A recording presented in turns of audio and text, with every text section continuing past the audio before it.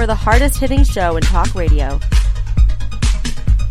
The true progressive voice since 2012. This is Southpaws.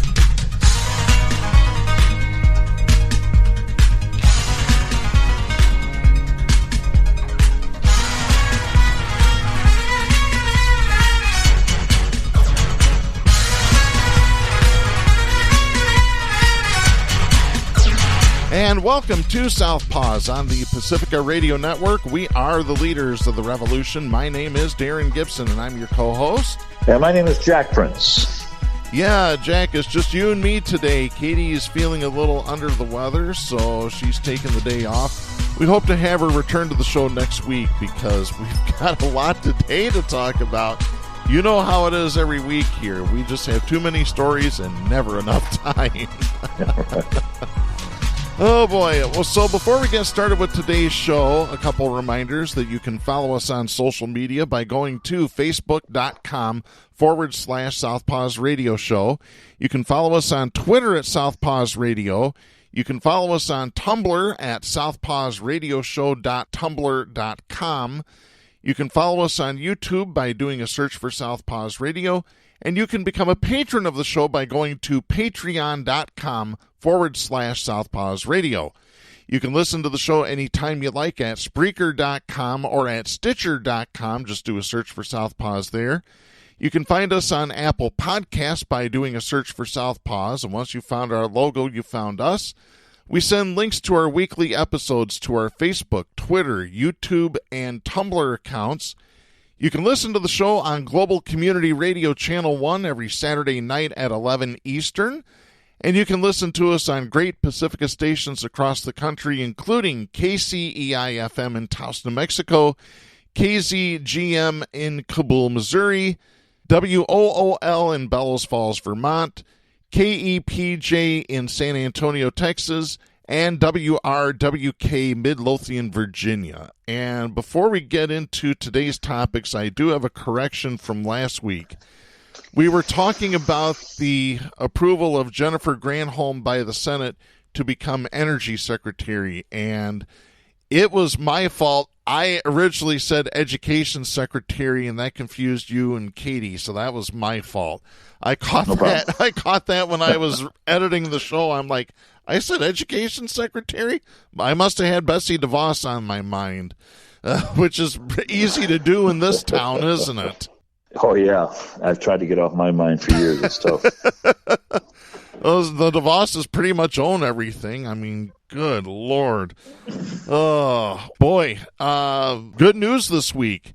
Johnson & Johnson has been approved for the vaccine. The FDA gave emergency approval over the weekend, so now the Johnson & Johnson vaccine is being distributed, which it's not nearly as effective as the Moderna or the Pfizer, but regardless of whatever vaccine is made available, go get yours today if you can. Speaking of, I'll be getting mine on Monday. I'll be getting the first dose of either the Pfizer or the Moderna. I'm not sure which one. Because that's good news. The state just opened that up to anyone 50 and older who has pre-existing conditions, and I've got a ton of them.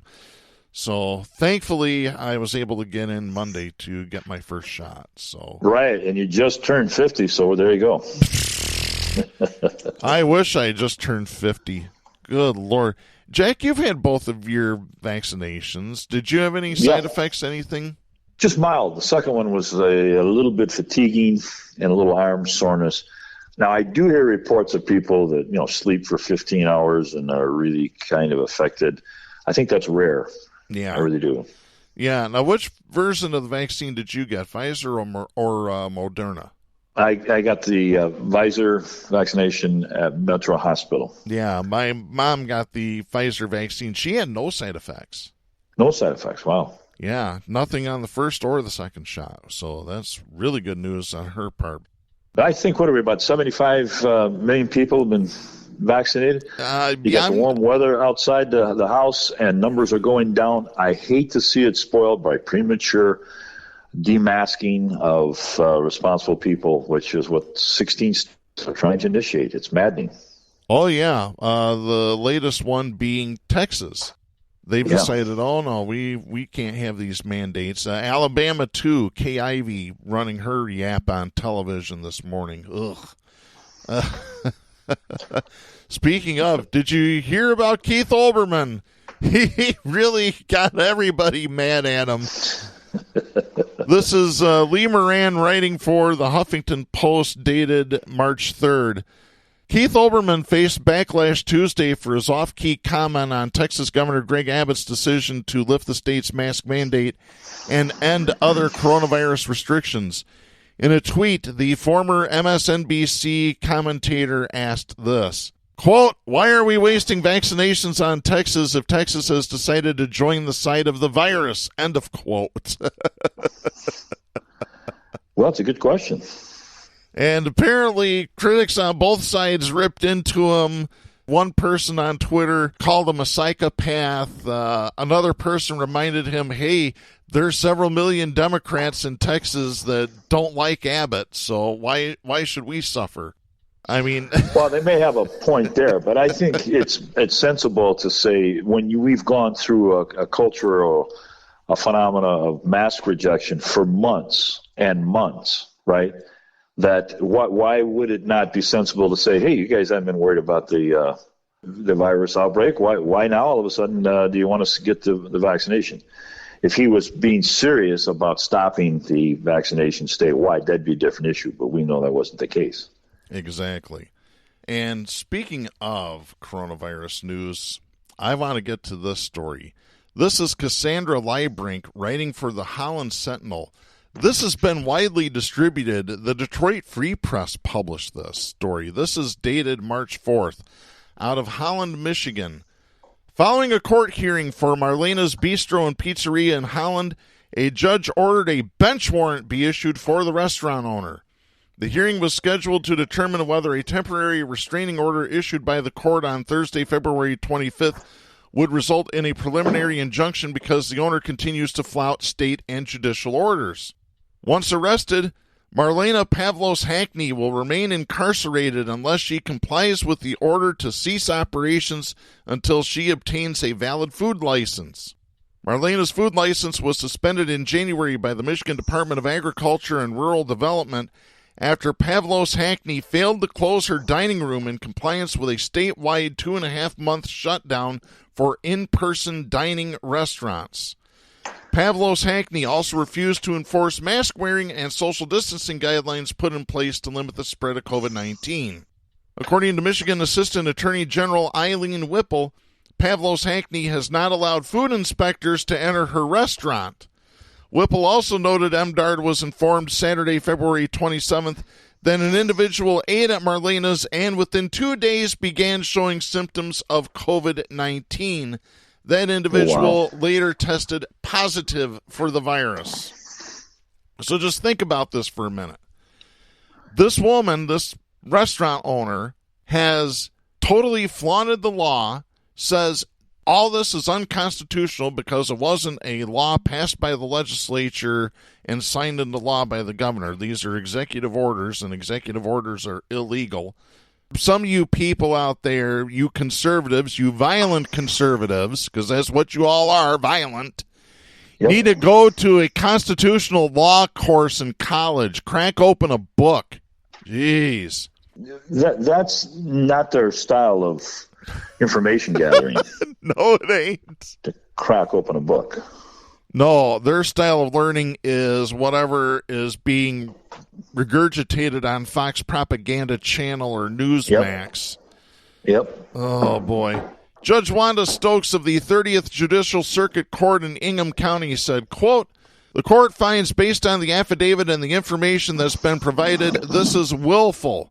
It's just not clear to me under the circumstances that we find ourselves in this country with respect to this virus that is killing people, that we still have individuals that are just intentionally not following the laws, especially when it comes to our food establishments. I find it compelling and troubling that since the time this license has been suspended, we actually have an individual who is tested positive. I understand it's not possible to say definitively this person contracted the virus at the establishment, but at that time, The establishment should not have been operating. End of quote. Yeah. Stokes approved the motion for a preliminary injunction extending the order to keep Marlena's closed. She also approved MDARD's request to fine Pavlos Hackney in civil contempt of court for a fine of $7,500. And by the way, that's also going up by $1,000 a day for every day she keeps her restaurant open. The state Good. I hope they go. Yeah. I hope they go after full extent, Darren. And it's the same thing with the restaurant down by Portage, Michigan. Yeah. Where some knucklehead right-winger said, I'll keep my doors open if there's just one person in here.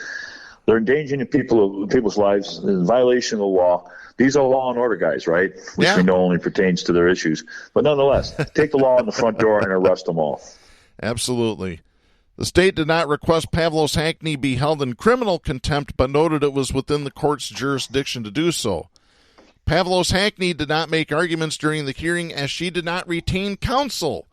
According to Stokes, an attorney is required to defend corporations in such hearings. When asked if she would retain counsel should the hearing be postponed, Pavlos Hackney replied, quote, no comment, end of quote. When asked if she was still operating without a food license, Pavlos Hackney again replied, quote, no comment, end of quote. Wow. It's been It's been a tumultuous week for Pavlos Hackney, who posted on social media that she would not adhere to the restraining order, nor would she pay a fine of $5,000 plus $1,000 for each day her restaurant continues to operate against emergency guidelines. She wrote, quote, I will not be paying any money and I will not comply, end of quote. Pavlos Hackney. Yeah, tell me about it. These people are just totally belligerent. Yeah, how would you like that chick putting together your hot beef sandwich for lunch behind the counter there? Exactly. Pavlos Hackney also insinuated she would not respect the decision of the court following the hearing Thursday. She wrote, quote, no matter the verdict, I do not plan to close any time soon. I refuse to be told that I can't step foot in the business that I own and operate. I will not be intimidated or forced to comply with anything that violates my rights as an American citizen, end of quote. The social media Somebody wrote that for her. She didn't put that together mentally, I guarantee it. Oh, God. The social media post was used as evidence in a brief filed to support the motion to hold the restaurant in contempt of court. Pavlos Hackney posted again shortly after the hearing concluded Thursday, describing the events and informing her followers a warrant has been issued. Quote, I am in contact with the Sheriff of Allegan and Holland, Michigan to protect me and my restaurant due to constitutional secured protected rights. We are still here and we will exercise my right. Please continue to support me and we will see you all again tomorrow. End of quote. Let me just put it this way. I hope the Michigan State Police, in full force, armed to the teeth, shows up, puts her in handcuffs, and marches her out. And the first one that tries to interfere, lock them up too, or do worse. I tell you what. There's no indication from the Ottawa County Sheriffs, is there, that they'll back her up? No. But who knows? Who knows? It's, you got Darleaf next door in Berry County, who's a complete nut job, my opinion. So who knows? Well, Ottawa County is just a cesspool. Well, this is Allegan County. Allegan County, same thing, yeah. The restaurant, though, is in Holland, right? Yes, but it's in the part of Holland that's covered by Allegan. So that would be southern Holland. Yes. But either Allegan or Ottawa County are redneck nests. The thing that really strikes memory is the school. I don't know if you remember this. Back a couple months ago in Ottawa County, a religious school, the state went and asked for its list of students who had contracted COVID, which is not that's not an option you have to reject. And the school said essentially, we have this right, yada, yada, and see in court. And then I think I never heard any more about it. Well, the state shut them down. Did they shut the school down? Yeah. Great. Good. Yeah, I think it's being litigated in court right now, whether they can reopen or not. At least that's the last I've heard of it. That's great. Yeah. That is good news. Now let's get the monument out of Allendale since we're talking about Ottawa County. Yeah, the Confederate monument for a state that fought on the side of the Union. Good Lord.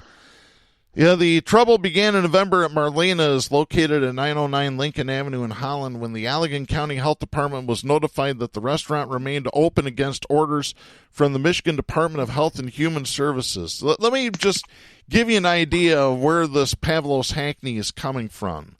Here's a sign on the front of the door of the restaurant. It says, quote, "We are a constitutionally compliant business. We are not infringing on anyone's unalienable rights. By law, we do not follow any of the governor's, mayor's, health departments, or other government agency orders or suggestions pertaining to social distancing or mask wearing. Your health is your responsibility." End of quote. But right next to that sign is a second one that's meant for government officials. It reads this way, quote, "You are in violation of your oath of office by trespassing unlawfully on the property of this business establishment and committing an act of domestic terrorism under Section 802 of the Patriot Act." End of quote. That's delusional. Very delusional. Section 802 of the Patriot Act. Yeah, you're violating the law. Now, yeah. Except for the law that's been erected here in the state, the very law that she's violating. Is that not law? I mean, you don't cherry pick the law. Exactly. So. And not only that, part of the deal of having a license to serve food, you have to be open for inspection every so often. Typically, it's every 6 months unless you are a completely dirty facility. Then they'll kick you up to 3 months. Sometimes they'll kick you up even monthly at some points.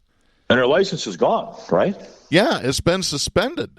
She does not have an active license to serve food. Shut her down. Shut her down now. Well, boy. It's funny how they can see one thing as legal and something not flagrant. I mean, a restaurant owner not knowing that a license is imperative for operation, and without a license, you're breaking the law. It reminds me of the reaction of the conservatives having the FBI under oath say clearly and unequivocally there was no fraud in the election. There was no, well, the FBI is totally corrupt. We don't believe the FBI. You know, the main investigative tool in the United States, they reject that. That's not. So their denial and choosing of what's legal, what's not legal, is absolutely whimsical. Oh, exactly. It's insane. I just don't get it. They just think, we can just flout the law. Let me continue here real quick.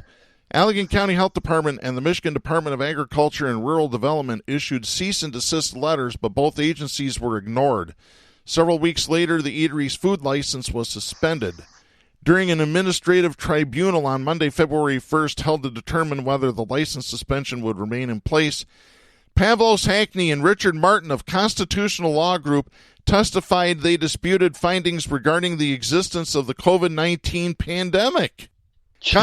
Now, let me get to this Richard Martin character. Constitutional Law Group is a far-right organization dedicated to the resistance of shutdown orders across the country. Richard Martin identified himself in the February hearing and Thursday's hearing as assistance of counsel. The guy is not a licensed attorney, so he can't say that he's an attorney or he's going to jail. So this is what you have. You have the blind leading the blind, and this is what happens. Yeah. Judge Laura, I'd like a list of, like baseball cards of the idiot lawyers that have been represented from Giuliani to the woman, the blonde, I can't think of her name. Yeah. Now this guy, what a clown's parade. Yeah. Oh, my God. I'll get to another clown in a minute here. Let me continue. Judge Laura Van Steele of the Michigan Office of Administrative Hearings and Rules upheld the license suspension. When that suspension was ignored and Marlena's continued to operate, the temporary restraining order was issued. In her arguments Thursday, Assistant Attorney General Whipple noted that if Marlena's continues to serve food, MDARD's credibility would be diminished. Quote, not just in terms of food safety, but in terms of all regulatory programs. This damages not only the programs at large, but all of the residents who rely on them to keep them safe. End of quote. Now, I'm just going to stop there for a minute because just think about this. Restaurants are very heavily regulated, bars too for that matter. There has to be a certain parts per million of soap in the wash. There has to be a certain parts per million of sanitizing solution in the water when you wash dishes. That's all under the Department of Health. So just imagine, this woman is flaunting these COVID regulations. What is she not doing when she's serving you food when there's not a pandemic? Yeah, that's what I'm saying. Do you want this woman making your lasagna for lunch? I mean, it's incredible.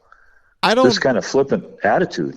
You know, I don't know if Allegan County publishes their health department inspections, the restaurant inspections online.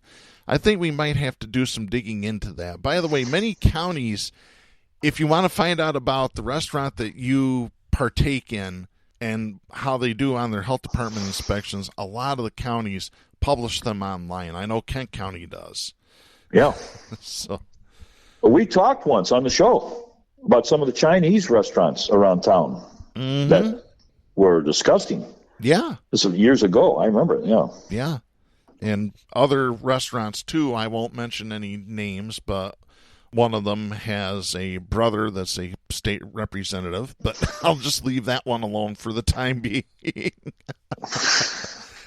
Go dig in the archives if you want to know who I'm talking about here. But, oh, my God.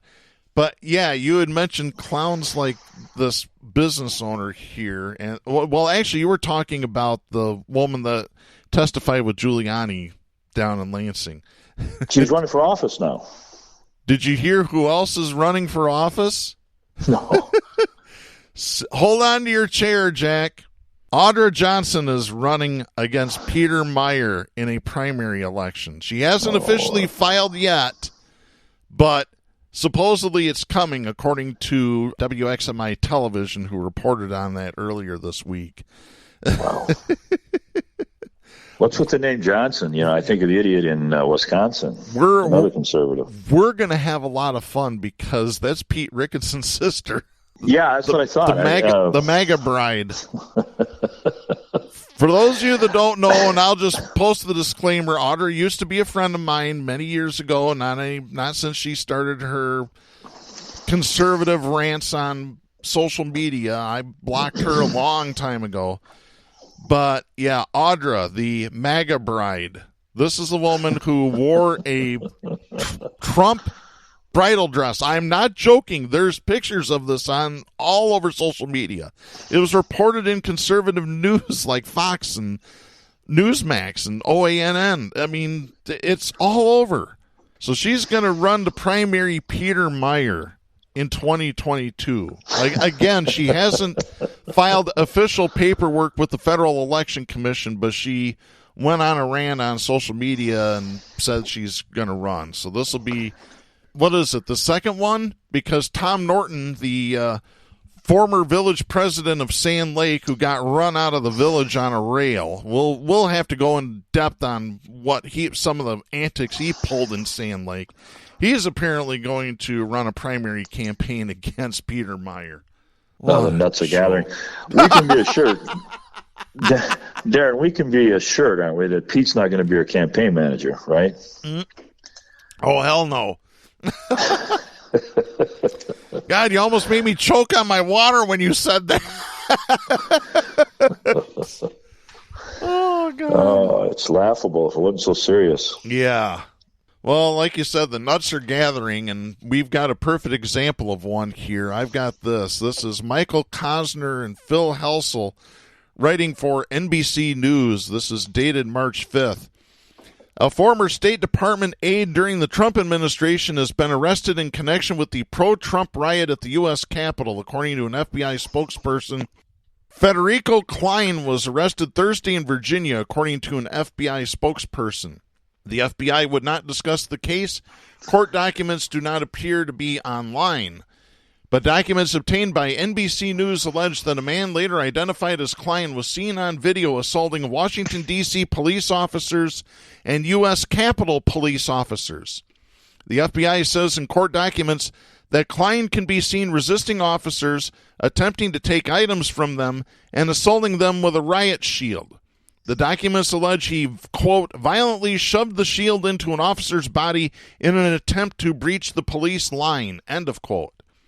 It appears to be the first criminal case connected to a member of the Trump administration stemming from the January 6th riot. Revealing. It wasn't Very a riot. revealing. It was a traitorous storming of the Capitol. Absolutely. They were traitors. The absolute ridiculous denials that we're hearing, like the shaman, the Conan shaman. That idiot. Who now is saying that, hey, it was ordered, so it was okay. In other words, it was helping democracy. And, they showed up his flag, an 11-foot-long flag with a pole with a sharpened metal spear at the end, point.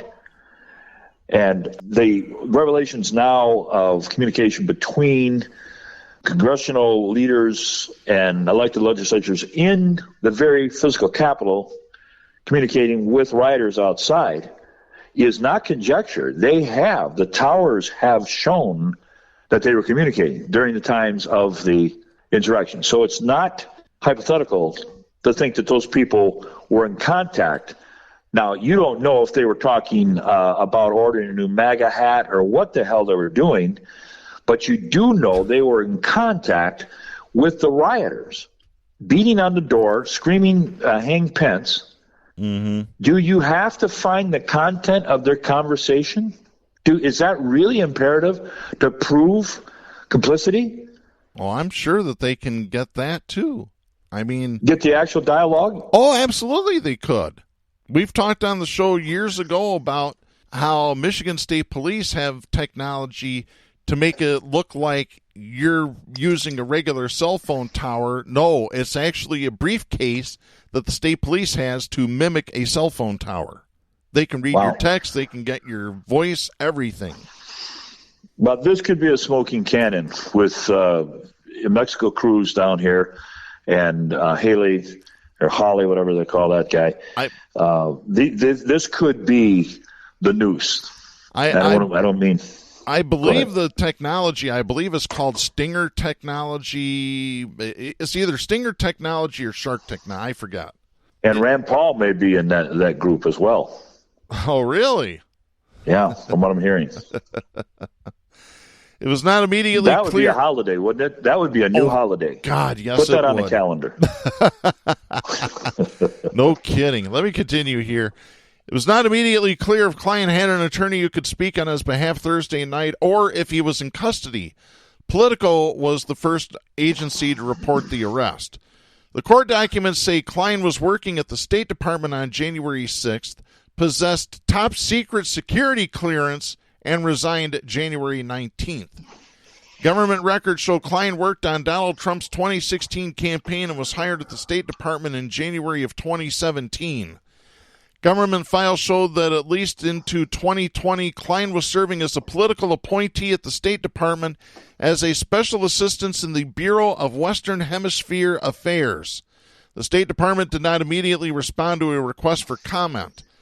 The court documents say that Klein faces 6 counts, including violent entry and disorderly conduct on Capitol grounds and obstruction of Congress, and those that deal with assaulting or impeding police. Klein was identified after the FBI got 2 tips from the public after the law enforcement agency had posted photos in the wake of the Capitol riot, according to court documents. Cecilia L. Klein said that her 42-year-old son told her that he was at the mall on January 6th, meaning the Washington Mall, but that he did not go into the Capitol grounds. By phone Thursday night, Klein said, quote, I asked him. He said, I was on the mall. I said, did you go on the Capitol grounds? He said, no, I did not. I was on the mall. End of quote. She said she did not know about the allegations or that her son had been arrested until she was contacted by Politico. She said that her politics are very different from her son's and that he was not a top official in the Trump administration. She said, not quote, top official, no, but he was in the administration. Yeah. She said, quote, we are not talking about a cabinet official or a sub-cabinet official. My son was a Scheduled C, end of quote. Schedule C is a classification of government employee. Oh. Yeah, Schedule C means you can work for the presidential administration, but on your weekends you can threaten people with physical harm with weapons and break down doors and go in and terrorize legislatures. That's Schedule C. Does C stand for conservative?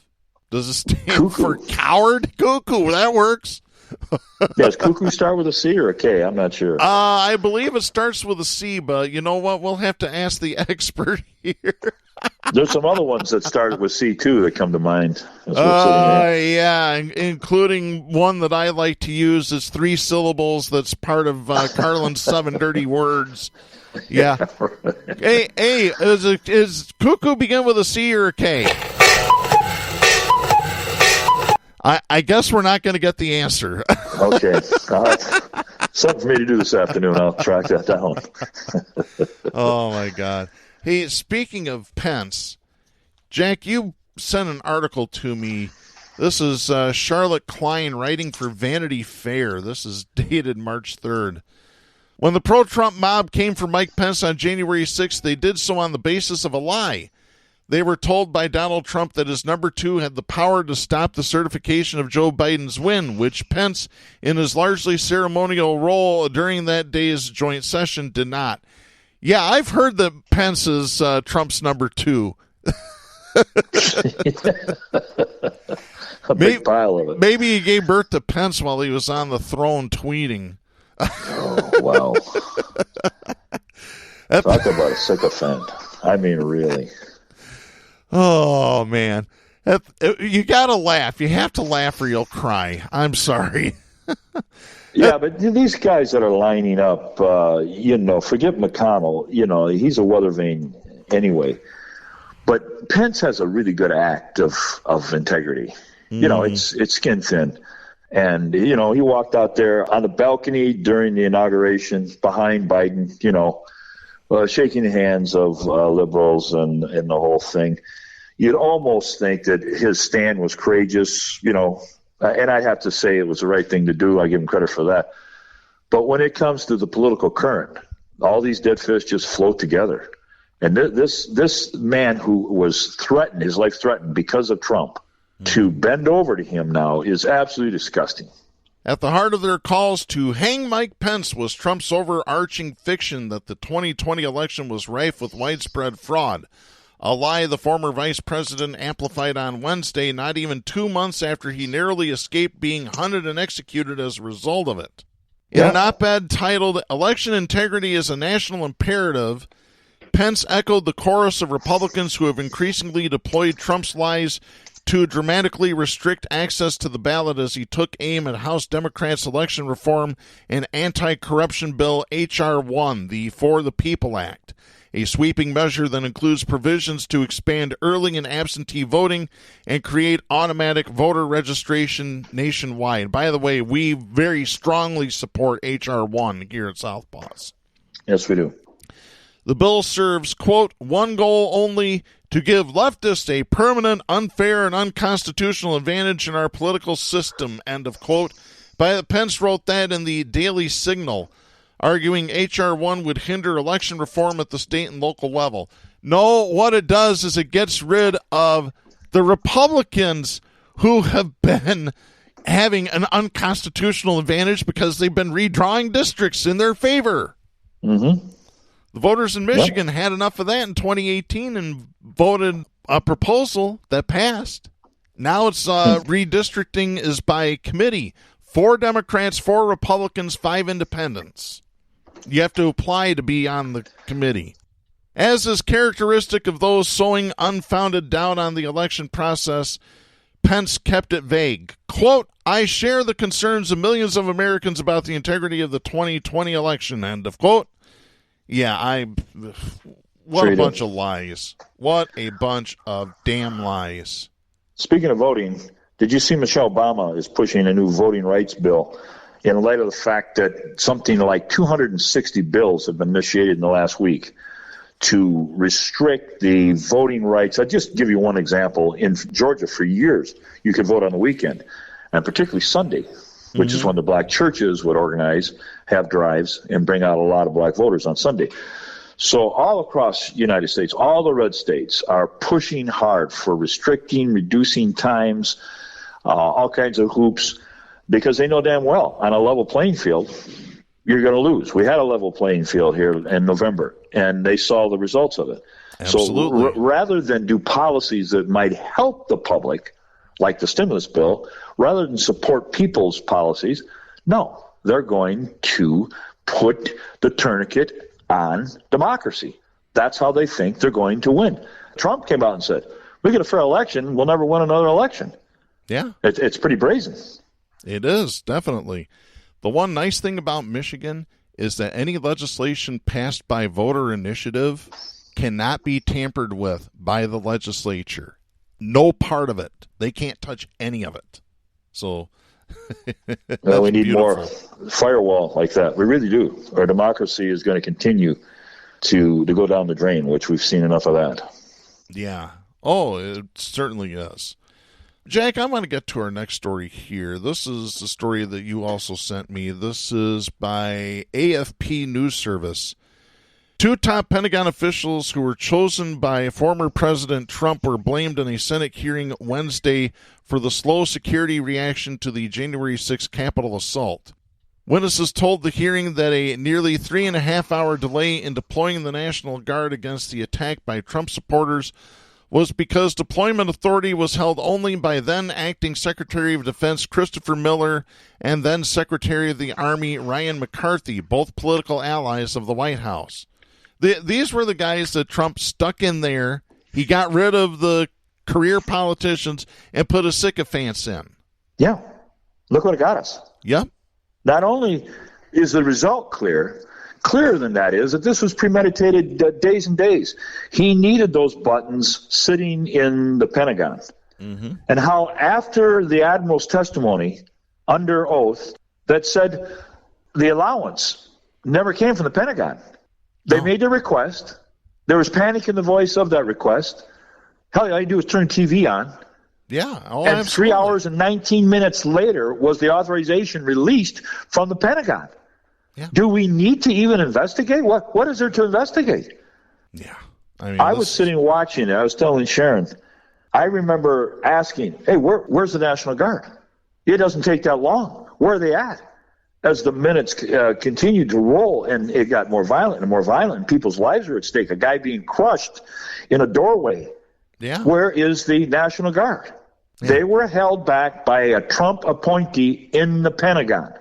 If that doesn't come out declared by the investigators, then our investigators themselves are part of the whole cabal. Absolutely. It's that clear. It's that obvious. It needs to be highlighted. It needs to be made public record that the National Guard was thwarted intentionally, was planned so before the 6th of January. Not only that, on the 5th of January, Darren, there was a proclamation, a law that was enacted in the Pentagon that said all of the National Guard had to be de-weaponized. That includes bayonets, ammunition. All of their teeth of defense were taken out a day before the insurrection. Wow. I mean, you don't need to be a brain surgeon here to figure out the collusion. It's staggering. And they still make it sound like it's trying to be decided upon. I don't know. Yeah. Like I said, if they don't come out clearly and empirically and say this was mandated by Trump and his appointees, and it cost lives, it almost cost us our democracy. It could have cost us the lives of senators and congressmen. Not that they're more important than the guards that were stampeded and killed. Mm-hmm. It was that serious, and here is the reason why. No speculation. It's clear. Crystal. Yeah. Washington's Metropolitan National Guard Commander Major General William Walker said McCarthy had even reserved personal control over activating a quick reaction force that was on standby for violence. He said that the delays meant they were unavailable at the height of the violence, which led to 5 deaths and scores of injuries. On January 6th, hundreds of extremist Trump supporters, let's just call them what they are, they're terrorists, they're traitorous terrorists, forced their way into the Capitol, halting Congress's certification of Joe Biden as the winner of the November presidential election. The assault was being shown live on television, and it had been clear the Capitol Police were overrun by the attackers, many wearing paramilitary gear, inciting encouragement by Trump. Approval, according to Walker, quote, would eventually come from the acting Secretary of Defense and be relayed to me by Army senior leaders at 5:08 p.m., end of quote. Walker also told the joint hearing of the Senate Homeland Security and Rules Committees, quote, it should not take 3 hours, end of quote. Walker said neither Miller nor McCarthy were available for a call at 2:30 p.m. on the situation. But he said that the top McCarthy aides who joined the call said they were opposed to deploying the National Guard at the Capitol because they, quote, did not think that it looked good, end of quote. They also claimed that sending out the uniformed guard would inflame the rioters, Walker said. He told the committee, quote, I kept hearing it was the optics of it, end of quote. Well, let's just stop there. Could they have been any more inflamed? No. Look at the record. Look at the videos. Mad dogs. Mm-hmm. You know, when people have rabies, they don't have mild rabies. They don't have halfway rabies. They're out of their mind. It's full that on. crowd was rabid when it came up the steps, and that continued for 3.5 hours. And you're worried about appearance of guard intervening? Ludicrous. Yeah, but they can go ahead and deploy the National Guard fully armed to the teeth when there's nonviolent Black Lives Matter supporters. Yeah. Exactly. Yeah. Robert Solisas, a senior Defense Department official, confirmed that the decision to activate the National Guard had been reserved by Miller, a former White House counterterrorism official who Trump installed as head of the Pentagon on November 9th, a week after losing the election to Biden. See, this is all pre-planned, folks. It's right here. Yeah, right. Yeah. You hear this piece of paper? It's in black and white, folks. Yep. He told the hearing, quote, Secretary Miller wanted to make the decisions of how the National Guard was going to be deployed on that day, end of quote. In the same hearing, 2 senior security intelligence officials admitted they did not supply adequate warning to officials about a specific threat of extremists to the Capitol that day. They said they had issued general bulletins about far-right extremists, but they downplayed a warning from the FBI's Norfolk, Virginia branch of a possible planned attack on the Capitol on January 6th, the day most of the Congress and Vice President Mike Pence would be there for Biden's certification. That warning had not been shared with top officials involved with Capitol security that day. Senator Maggie Hassan said, quote, it is astounding to me that even if it's raw intelligence, given what the stakes were on January 6th, that kind of sharing wasn't routine and that it didn't happen, end of quote. No, because it's done by design. Yeah, and that needs to be articulated, Darren. Your hypothesis needs to be articulated.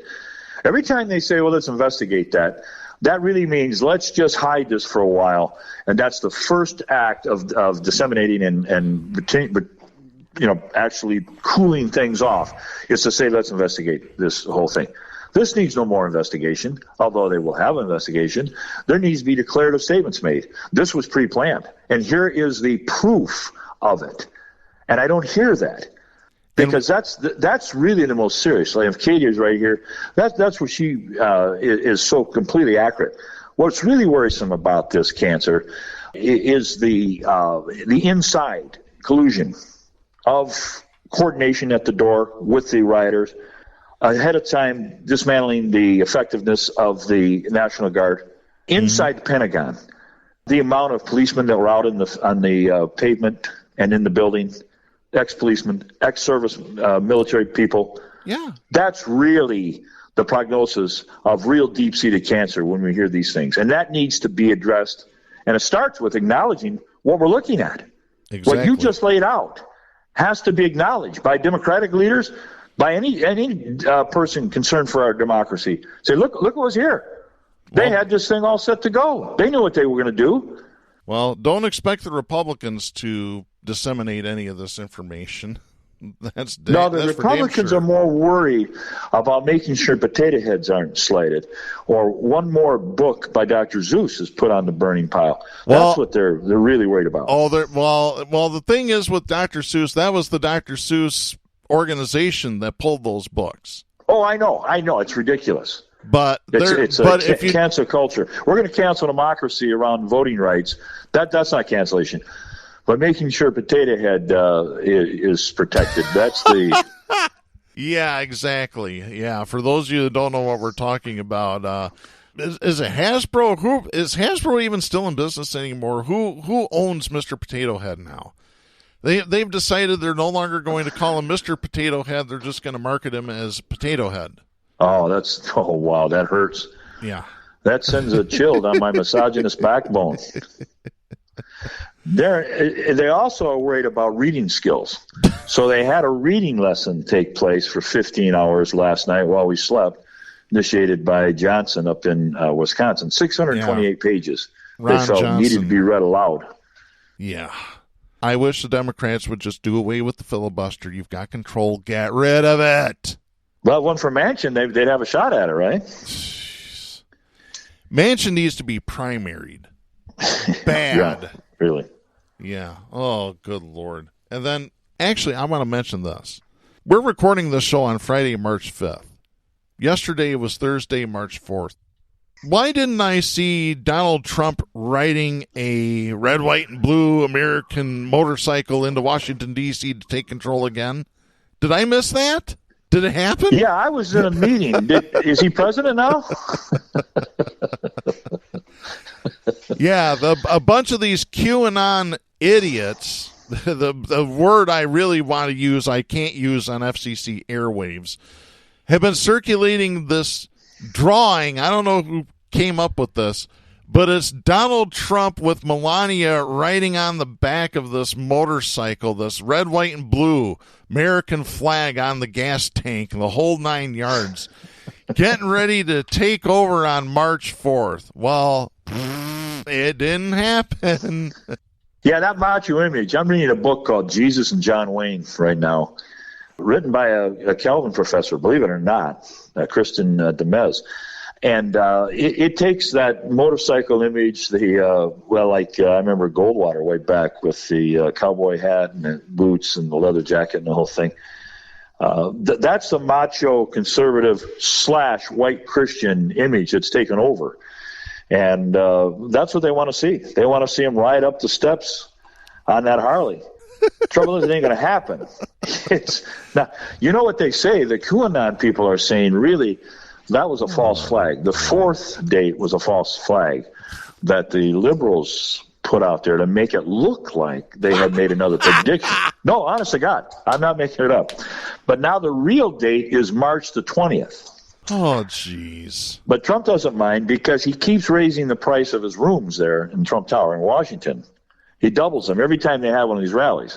As a matter of fact, on January the 6th, his room that normally went for $500 a night was elevated to $8,000 a night. Yeah. And they had full capacity. So these are like a vendor that goes to rallies. Trump goes and he makes money off these things. The sheep are getting fleeced, Jack. Yeah. You know what's going to happen on March 20th? It's going to be the same thing that happened on March 4th. Yeah. Right there it is. But they'll actually rebound. They'll have some way of trying to stretch this out. Yeah. How long? I guess it's just too hard to turn around and realize and admit you're bat crazy, isn't it? I mean, it's just hard for people to utter that. Oh, except if you're Mike Shirkey, the Michigan Senate Majority Leader, who used that word to describe Governor Gretchen Whitmer. No, Mike, you need to look in the mirror if you're going to use that word. Yeah. God, smirky Shirkey. I'd like to wipe that smirk off his face. I'm dead serious. I tell you what.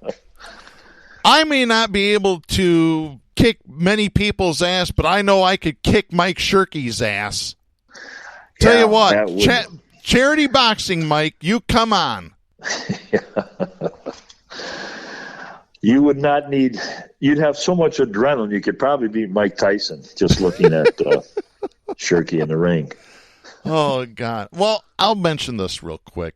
A few years ago, one of our longtime listeners, I don't even know if he's still listening anymore, tried to get me to be part of a panel discussing politics, and there was somebody on the panel that I absolutely hated and had no respect for. I turned the offer down. Sorry, I will not work with, I will not be on a panel with anybody I don't like and don't respect. Yeah. You know, Vince McMahon from WWE for years has had a saying, well, pal, sometimes you just got to eat shit and like the taste of it. No, you don't. Not at all. I refuse. We're going to have a few blips in this program this week. Yeah. Well, we might as well get into this next story here. I didn't realize it until just the last day or so, but there's a very historic event happening right now in Iraq. Pope Francis becomes the first pope to appear in Iraq. This is unreal. I've got this story here. Let me read this. Pope Francis has arrived in Iraq for the first ever papal visit there and his international trip since the start of the coronavirus pandemic. By the way, this story comes from the British Broadcasting Company. COVID and security fears have made this his riskiest visit yet, but the 84-year-old insisted he was duty-bound. He will try to reassure the dwindling Christian community and foster inter-religious dialogue, meeting Iraq's most revered Shia Muslim cleric.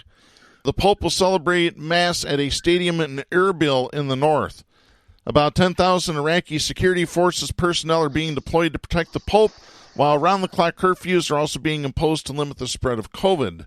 Now, there was supposed to be a trip in 1999 from Pope John Paul II. He was supposed to go to Iraq.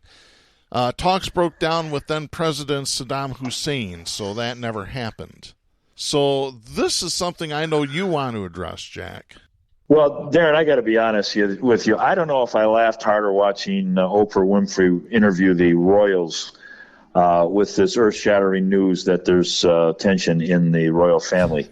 I'm saying that facetiously because I could give a flying you-know-what. Yeah. But even more ludicrous to me was watching Pope Frank, as in Francis, come down the stairway of the airplane they look like kids' pajamas, with the feet sewn on.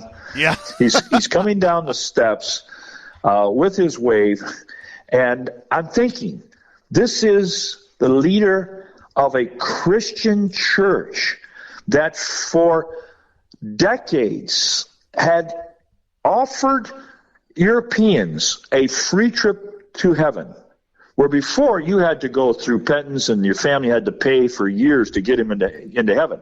You go and kill an Arab, and you got immediate, guaranteed, one-way trip to heaven. Now, that doesn't sound like much. I know it's laughable, but that was an inducement for European young men to go and slaughter Arabs, which they did. One poem said that the blood in Baghdad ran like a river down the streets. And on the other side of it, you have the Muslim nation with their leader of the Shiites named Ali Sistani, who represents a religion that guaranteed 7 years of virgins if they went to the Crusades. They ravaged Europe. I don't have to tell you the history of the Crusades. It then continued through Mideast negotiations today. It's still going on. The Muslim white Christian battle is as old as water.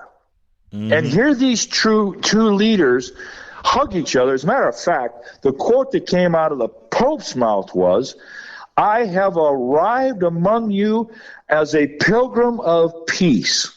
And then he said, "You are all my brothers." That's funny. For hundreds of years, Muslims were called infidels to the Catholic Church. What a contradiction. And today, if they think you're fooling anybody, the Catholic hate against Muslims or the Islamophobia here in the United States is not going to be abated because the Pope goes and drinks wine with the leader of the Muslim country. The Catechism, real briefly here, says explicitly in Catholicism that anybody who denies the divinity of Jesus Christ is a heretic. Anybody who doubts or nullifies the importance of the sacrifice. That's why they eat little white cookies and drink, wine once every month. Because their whole religion is based on the sacrament. If you know anything about Catholicism. And the Muslims categorically reject any propitiation death by Jesus. He was only a minor prophet in their book. But not according to the Pope yesterday. They're all brothers. Let's just lay aside hundreds of years of absolute open warfare and say it didn't happen. Yeah. I would like to see them get together and say we have led thousands, hundreds of thousands, and millions of people into barbarity. We have done it for the sake of propitiation of the promotion of our religion, and we confess it and we're sorry. But that's not gonna happen. They're gonna cover it over. No, you will never see it. And meanwhile, a little footnote: the Catholic Church is telling people don't take the Johnson & Johnson vaccination. Yeah, that's not safe. Yeah, because it contains what is it? It contains stem cells from aborted fetuses from like 60 years ago or something like that. I forgot what the story is. But take a little rice wafer. They believe they're not eating a wafer. They have a fancy word, and I forgot what it's called. Body of Christ. They're actually eating flesh. Yeah, the body of Christ. And drinking his blood. Yep. Yeah. But don't take the Obama. Don't take the Johnson & Johnson, Scott. Yeah. I don't know. No. It's maddening. One thing I want to get to before we end the show today is Neera Tanden has been pulled from nomination for budget chief. Yeah, right. So that's good news. The bad news is Biden has said that he's going to put Tanden in his administration in a role that does not need the approval of the Senate. President Joe Biden said in a statement, quote, I have accepted Neera Tanden's request to withdraw her name from nomination for Director of the Office of Management and Budget. I have the utmost respect for her record of accomplishment, her experience, and her counsel, and I look forward to having her serve in a role in my administration. She will bring valuable perspective and insight to our work. End of quote. So there you go. Neera What Tanden, we do need the approval of the Senate for is a stimulus bill. There are people that are losing their homes. There's deadlines that are very close that we have to meet with aid. And, of course, you get nothing from the Republicans, but we need every Democrat to step up and get this through. The other appointments I could care about right now. This is first and foremost. Absolutely. We got to get that stimulus going. There's people out there that's literally starving and losing their homes. They are. Not hyperbole. This is literally happening right now. Yep. Yeah. Well, Jack, we are completely out of time for this week. We'll be back next week. I'm Darren Gibson. I am Jack Prince. For Kristen Cook and Katy Steele, please support independent media and the First Amendment. The stations that carry Southpaws do not necessarily share the opinions expressed on the show. Southpaws is protected by the First Amendment to the U.S. Constitution and is copyrighted by Big D Entertainment. All rights reserved.